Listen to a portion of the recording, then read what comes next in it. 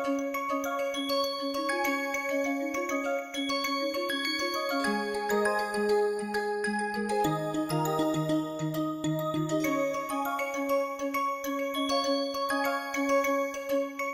we will look at a very important aspect of airlines, which is the dynamic fare pricing. The content of this presentation was created by two interns. One of them is Abha, who was a student of VNIT Nagpur, and the other is Yash Kapshikar, who is the teaching assistant and NPTEL intern right now. What is dynamic fare pricing? Basically, it is a set of pricing strategies, and the aim of these strategies is to increase the profits. There are various names by which dynamic fare pricing is called. It can be called as yield management or revenue management. Now, airlines, they have a goal. They want to have higher profit. They want to sell tickets at higher prices, and they want to sell as many tickets as possible. On the other hand, passengers or the customers, they have a goal that they would like to buy the ticket at the lowest possible fare. The airlines are concerned about what is the demand, so they spend a lot of effort and time in predicting the demand or estimating the demand. They are also trying to identify which customers are willing to pay more, and they also want to always look at what is the optimal ticket price. On the other hand, the passengers have only two goals. When is it the best time to buy the ticket? Should we wait or should we buy now? And what is the minimum fare price that we can get? So, both these conflicting requirements from the two stakeholders, the airlines and the customers, is taken care by something called as dynamic fare pricing, and this operates under constraints, some of which are external factors and some of which are the internal factors. So, the dynamic fare pricing can be considered as the balancing act between the goals of the airlines and the goals of the customers, keeping in mind the pressures or the constraints or the factors from both internal as well as external factors. Let us look at a background of dynamic fare pricing. Airlines, they always offer prices to customers based on the contextual information, and this information is available of various types. For example, what is the length of stay of the passenger? What is the time before the travel? That means how many days before the travel or how many hours before travel? What is the day of departure arrival? Is it a weekend? Is it a weekday? It's a holiday? And then what is the competition available to us in this particular route, because prices have to be decided keeping in mind the competition if it exists. Otherwise, the competition can do certain fare tactics, pricing strategies which will wean away the business from your side. And also, the prices that the airlines give are on the basis of how many seats are still remaining, and there are many other factors also, as we will see today. So, the airlines, they decide the prices using yield or revenue management practices, also called as the dynamic fare pricing, and this is not something new. This has been happening right since early 80s. So, the airline industry was one of the first industry to adopt the dynamic fare pricing, and many other industries like the hotel industry, they also follow suit. Now, what are the objectives of dynamic fare pricing? It has got a single objective, that we would like to maximize the revenue of each individual flight. This is the single largest objective, and therefore, we want to sell maximum seats at as high fares as possible, but we need to keep enough low fare seats for price sensitive travelers.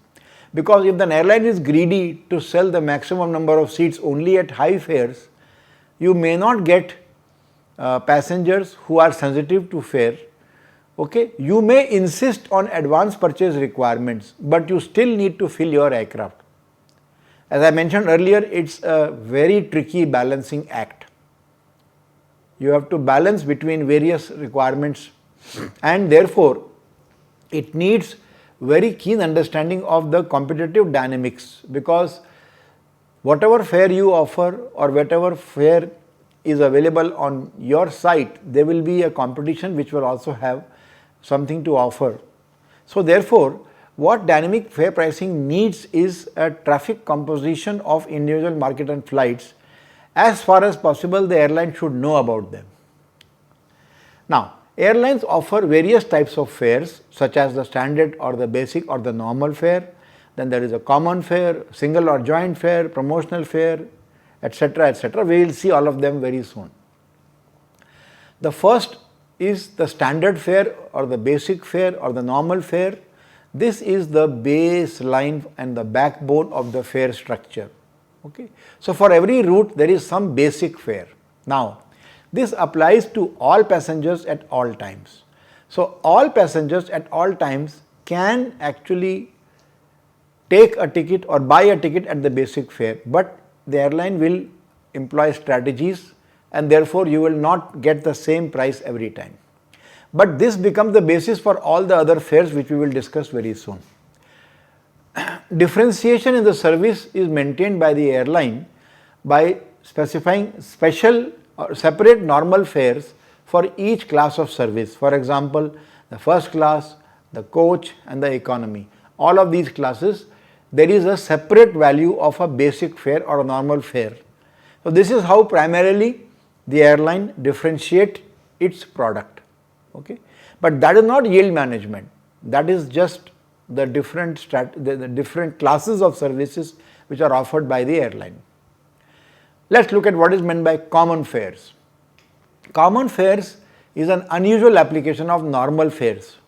So in common fares, whether you go from an origin A to destination B directly or via some other place, the fare charge is the same. For example, in this case, the passenger who is originating from Delhi can go to Pune either directly, the fare is rupees 5,000, or the passenger can go via Mumbai, the fare is again 5,000. So therefore, the passenger who sits in Delhi and goes to Pune is actually not paying anything for the Mumbai to Pune segment. This is because the passenger does not want to fly that segment. It is you who are offering a connection from Delhi to Pune through Mumbai. So therefore, the passenger literally flies free from Mumbai to Pune. Then you have single fare or joint fares. Joint fares are applied to those segments where two airlines or two carriers, they have an agreement and they are offering a common route. For example, take a flight from Bombay to Frankfurt via Delhi. The origin is Bombay, the destination is Frankfurt, and the flight is via Delhi. In this particular example, the flight from Mumbai to Delhi is by Air India, and from Delhi to Frankfurt is by Lufthansa. So when you buy the ticket from Lufthansa or from Air India, you will get a joint fare. Okay. The legs are covered by various airlines, but for the passenger it is just one joint fare. These kind of fares are determined through an interline agreement with the various airlines. Okay.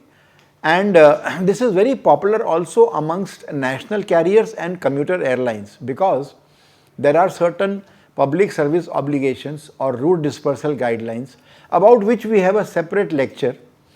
There, airline that flies on the major routes has to deploy a percentage of its capacity on the other regional or other special routes.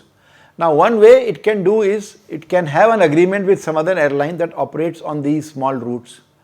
So they can have a joint fare agreement, and this is the way each of them can focus in their segment of specialization. The national carrier can focus on the hub to hub, and the commuter airline can focus on the hub to spoke or spoke to hub routes. Then you also have promotional fares. These are fares which are discounted to supplement the normal fares. Now, discounts are given on those routes where the load factors are below the optimum level, or where the aircraft is not able to fill up the seats based on just the normal fares because the demand is less. So, for example, there is buy one get one free offer. So, you buy one ticket but one companion can go free, or in some cases there can be that on each ticket that you buy one child goes free. This is a fare which I had taken. I remember when I had gone to UK for my PhD, at that time both me and my wife, we had taken offer of one child free. But we were travelling from Mumbai to London, but we had to go via Delhi because this particular fare was applicable only for flights from Mumbai to Delhi, or from Mumbai to London or Delhi to London. So, on each of our tickets, our one child each went free. Then there are some festive fares which are offered during Diwali, during Holi, during Durga Puja, during all other festivals where there is a chance for larger travel, where people would like to travel. Usually they are offered with some kind of restrictions. For example, I mentioned to you my example, the one child free fare was only applicable if you fly via Delhi. So, sometimes there is a minimum length of stay required for such fares. Sometimes it depends on which day of the week you are flying. Sometimes it depends upon the season when you are flying. But promotional fares are announced by the airlines when they notice that they are not able to get enough passengers to fill their aircraft with the normal fares. Okay. Then there are also some fares which are based on some target segment or which are based on the flight time. So, target segment fares are very popular among airlines to offer discounts or special facilities to certain target segments. Okay. The target audience gets low fare. Example could be military personnel, or it could be students, or it could be senior citizens. But whenever we offer target segment fares, to ensure that there is no misuse of these, we always insist on ID proofs. Without the ID proof, you will not be able to actually take advantage of such fares. Then you have flight time based fares. Okay. So, for example, there are some flights called as red eye flights because they take place at very inconvenient timings, such as post dinner, post 8 p.m. and before morning 7 o'clock. On these flights, many airlines offer 20 to 40% lower fares because they are not able to fill the seats, and they would like to operate this flight because they would like to position the aircraft at some destination for the next day morning. So, in the night they offer very attractive discounts on these flights, which are called as red eye flights because they end up with the passengers having red eyes due to lack of sleep. Now, the aim of red eye flights is to increase the revenue at the expense of earlier flights. Okay. Now, let's look at some pricing strategies that the airlines might follow. So, there could be something like simple surviving pricing. We want to survive in the market, so we are going to charge this and this only because below this we won't be able to break even. Or it could be major market share pricing, right? Then you can also have pricing at a premium over competitors because we are giving a superior product or a better service quality. We might be able to charge more than our competitors. So, there could be an ultra low cost airline offering a fare on a particular route, but a full fare or a full service airline like Air India might be able to offer a premium on the fare because they are giving better seats, they are giving food and beverages and other facilities in the aircraft. Now, pricing strategies, they offer a comprehensive range of fares so that it can cater to both class of passengers which normally take a flight ticket. There are price sensitive leisure travelers, they have to be also kept into consideration, and there are business travelers who are looking at convenience and facilities. So, the strategies have to be comprehensive so that it can address to both the ones. Here is what happens when you have a static pricing strategy where the fare is fixed, and even as the demand increases, the fare is fixed, so the revenue is going to be just as area under this particular rectangle. However, if you have a dynamic pricing, then the fare is not fixed, the fare keeps changing and the revenue also keeps changing, right. So, there are some tickets sold at the full price or a fixed price, and then there are some at lower price and then again lower and some are sold at the lowest price. So, there you get lesser revenue, but overall the area below this curve is going to be more than the area in the above curve, and that is what is the benefit of dynamic pricing. You also have pricing based on mileage, based on zone and based on value. So, mileage based pricing is very simple. The airline charges a fare which is simply proportional to the distance flown. So, if you travel more distance, you pay more price, right. This is directly connected to the price versus mileage curve. But there could be something called as zone based pricing. This is a more streamlined version of mileage based pricing with some certain changes. So, for example, there could be some origin and there could be multiple destinations like these 4 and these 4. Now, what we do here is that we group a few destinations into a region. So, we have the blue region and the green region as 2 zones of destinations, and all the flights which originate from the origin and go to any flight in the given region, they have the same fare. So, each region has the same fare from the origin. This is called as zone based pricing. Then you have value added pricing. Okay. So, what you can do here is you can offer first class seating for coach fares. That means you are giving better facility, or you can give extra frequent flyer credits to passengers who pay a value added price. Now, if you purchase higher level fares, you might be getting these facilities, and that is called as value added pricing. This is different from the pricing which is already decided for various categories of services offered. These are value added rates. So, on the economy class, if you go for a value added fare, you may be offered a better seating or you may be given extra credits indirectly through frequent flyer miles. Then there are pricing type domains. Okay, let us see. You can have time based pricing. So, generally if you notice, airlines will increase the round trip fares during the holidays because they know people want to go and come back. So, nearer the season they will be increasing the price unless the airline feels that it is not getting the enough market, so they may go for discounted fares. Then there is also something called as competitor based pricing. You continuously monitor the prices that are offered by the competitor in the global market and you adjust your prices accordingly and you keep on repricing often. So, if you look at a route where there are many competitions, many competitive airlines flying, you will see more dynamism in those routes compared to the routes where there are no other airlines flying. Then sometimes we also have sympathetic pricing. This focuses on the needs and the value of the customer and adjusts the prices accordingly. Now, when you take decisions in dynamic fare pricing to adjust your prices, there are 4 terms which occur. One possibility is dilution. Dilution means that you have lowered the prices to attract some passengers, but there were some passengers who were anyway insensitive, they were anyway going to buy your ticket at the higher price, but now since the fare is reduced, you have made them to pay the low fares. So, you have diluted, this is called as dilution. Then you have displacement. In the anxiety to fill your seats, large number of seats have already been sold at a lower price, but now you do not have place for customers who are willing to offer high price because you did not budget for them.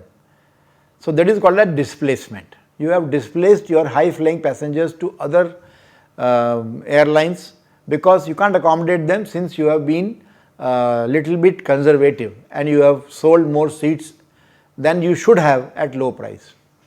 Then you have share shift. Okay. Now, there is some special offer or a special feature offered by a competitive airline. So, your passengers have just moved there. You have lost the market share because of a competitive strategy by the other airline. This is called as share shift. You can't do much about it.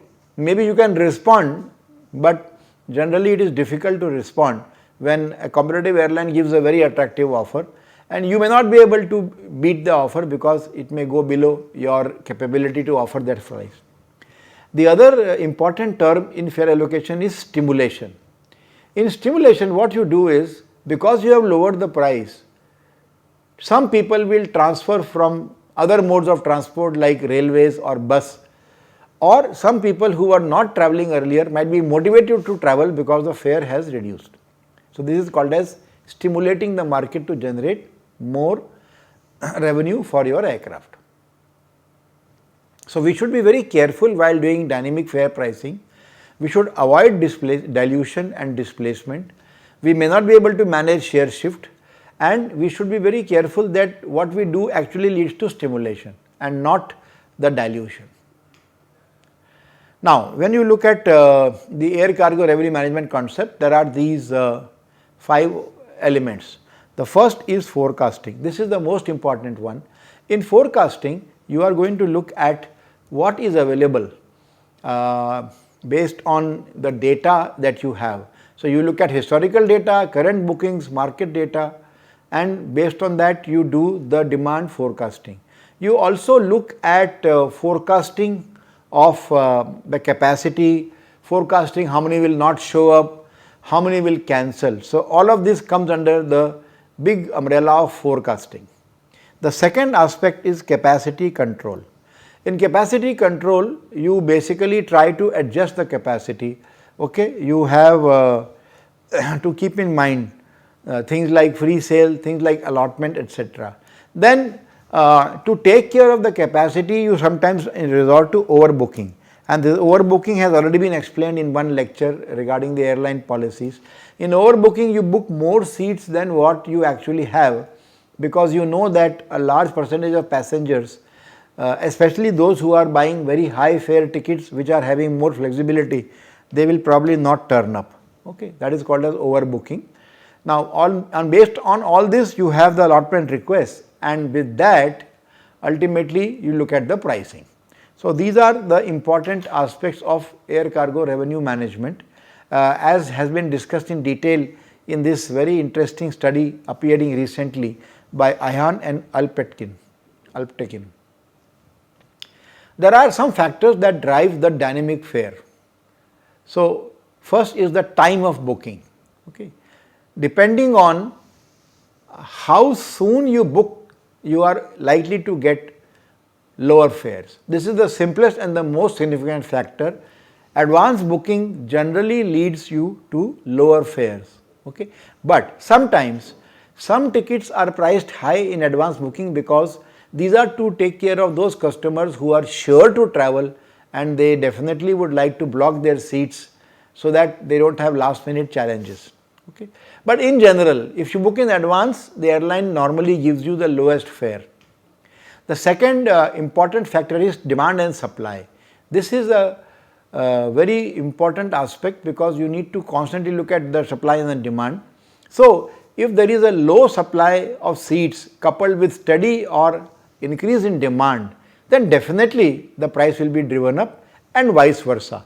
If the seats are available in large quantity and the demand is either steady or decreasing, then the prices will be driven down. Let us look at some other factors driving the dynamic fare.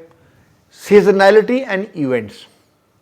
So, some weekends in December, which is the peak holiday season, they are the ones where fares are higher. Automatically there is a premium for such fares.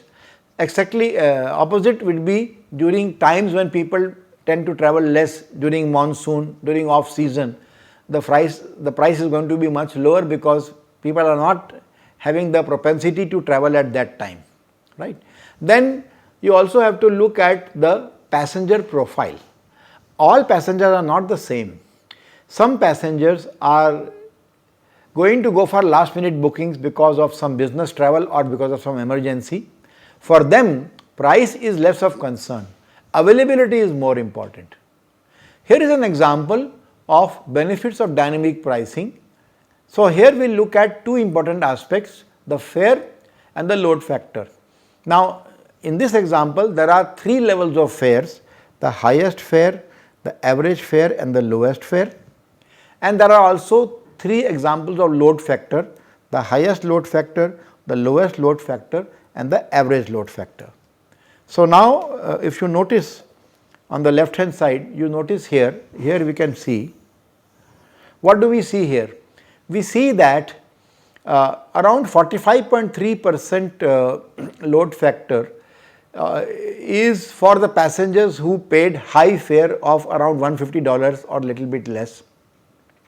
23.2% is for the people who paid the average fare between $115 to $150, and 11% is the load factor who paid for around $115 or slightly more. So, we notice that the largest number of passengers in this particular flight, they have paid the high fare. So, the average fare in this case is $135.53, okay, and the load factor is 79.5, and the net revenue is $42,420 for this flight. This is the pre-dynamic pricing scenario. Now, once you do dynamic pricing, we notice here that slightly lower number of passengers have gone for the highest fare or have been offered the highest fare. Large number of passengers, 11 to 22%, almost double, have been booked at the lowest fare, and the passengers who have booked average fares are almost the same. But you notice now that the average fare per flight is reduced, okay, and the load factor is much higher and also the revenue is much higher. So, even though large number of passengers have bought tickets at lower price, by carefully apportioning the fare with dynamic pricing, we notice that the average fare comes down and the revenue goes up from 42,420 to 47,347. This is the meaning of dynamic pricing and the advantages. Now, let us have a look at how airline decide the prices of a ticket when you go online or when you ask your travel agent to go online to book tickets for you. They use some algorithms. Almost all airlines today, they use algorithms. Algorithms have inputs from computer pricing, they look at supply and demand and many other external factors. All of them affect the algorithm's functioning. The factors that affect the prices are quite a few: number of total seats available, the departure time and the average cancellation on similar flights based on the historical data available with the airline. So, here is the revenue management equation which was discussed in the IATA white paper in 2018. The optimal price is equal to sum of 3 things: the opportunity cost of selling the services depending on when you are selling it, the optimal margin for customer based on how much is the willingness to pay, what discount is offered and future ancillaries, and then there are some marginal costs. So, these 3 together come up with the optimal price. Now, let us look at an example of dynamic pricing in action. So, dynamic pricing allows identical prices for same time arrivals of passengers. So, here is an example. There are 2 passengers, Evan and Amy. Now, Evan and Amy both arrive at the same time. So, both of them are paying $300 for the fare. So, this is how dynamic pricing allows you to give the same price for 2 passengers who are arriving at the same time. Now, if they are arriving at different times, then a person called Evan who is coming at a different time may end up paying more fare compared to Amy who is paying only 300. Okay. So, this happens when you are arriving at different times. Now, you could also have customer centric pricing. Okay. Evan and Amy are not the same customer, they have different attributes. So, it is quite possible that Evan pays $400 compared to Amy who pays $300, not because they are coming at different times, but because Evan has a fully refundable ticket. So, the airline can charge more because they are giving a better facility. This is called as customer centric pricing. Then there could be also traditional revenue management that uses differentiated products to change our different prices. That does not change the prices like this. Okay. So, Now let us see how a dynamic offer is created by these algorithms. So this, as I mentioned to you, is the basic equation for the estimation of revenue. Now this information is given as an input to big data and dynamic cost data and the sales and web analytics data. All of them goes as inputs to the dynamic price offering algorithm, and then the system has a forecasting and optimizer.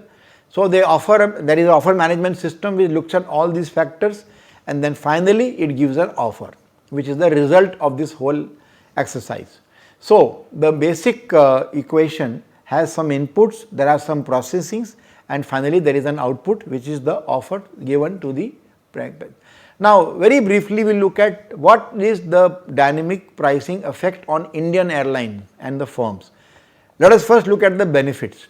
So this is reduction of loss because of vacancy of seats having been reduced, robust market for low cost carriers because low cost carriers would like to use dynamic pricing to fill their seats, passenger benefit from advance booking by lesser fares because passengers know that if you book in advance there will be lower prices compared to when you book near the date. Then because of dynamic pricing in the airlines, there is revenue maximization for not so profitable air routes by adjusting using seasonal fares or discounted fares, and dynamic pricing helps to anticipate the demand to adjust with the supply and leads to lesser weightage. In the end, you get better service for the consumers, especially in the case of cancellations. But there are some cons of dynamic pricing for Indian airline firms. The industry is grappling with the task of determining the right prices to charge. It is not so easy. Okay? It is very difficult to know your own operating costs and the availability of supply in advance. It is very difficult because it is a dynamic situation. And successful deployment involves excessive setup cost. This is a con. If you want to have a good dynamic pricing algorithm which works and which can dynamically adjust the prices properly, you have to spend money in putting up the system, in investment in the IT infrastructure required. It is a Herculean task for airline firm to sense the demand. Now there is one variation of pricing called as a continuous pricing. This is the variation of dynamic pricing. It allows an airline to provide indefinite price inputs rather than chunks. It is a continuous curve. Pricing also becomes more granular to adapt to the supply and demand at each moment of time. It also maximizes the aircraft's capacity and it results in increase in the number of satisfied customers because they have more chance of getting their first choice. Now, there was a study carried out in Bengaluru about what is the perception of the dynamic pricing of the airlines both on the passengers and on the airline industry. So here is a summary. Now the link to this study is given on the bottom. Okay. Here the passengers and airline firms were asked to comment on certain strategies and schemes that airlines use, and they were asked to either strongly agree or remain neutral, disagree or strongly disagree. So what we found is that for most of the points which were applicable to passengers as the benefit of dynamic pricing, there was a strong agreement, and the highest value number of people were agreeing to these factors, and 50% of the respondents agreed to one important aspect about leisure travelers being more price conscious. From the airline side or the firm side, again there was an agreement to a large extent by the companies which were surveyed about how initiatives of dynamic pricing help. 40% said that because of the dynamic pricing there has been an increase in the revenues. Around 1/3 have agreed that not agreed, actually 1/3 of them say they are neutral to the fact that dynamic pricing is going to be the source of tackling the vacancy problem, and some of them disagree that this is the only way to take care of the pricing. So let us look at the summary of this particular study. Majority of the respondents felt that dynamic pricing will avoid losses to passengers, it will increase exploitation by reduce the exploitation by the third party and provide more travel choices. Nearly half of the people surveyed felt that leisure travelers are more price conscious and IT helps to discriminate business and tourist travelers. One third of them were neutral that online booking of tickets has reduced the unfair pricing of the tickets by the middlemen. It's only one third who are neutral, and 1/6 strongly disagree that the cost disadvantage are controlled by DP. So, it's a mixed bag. Thank you so much for your attention.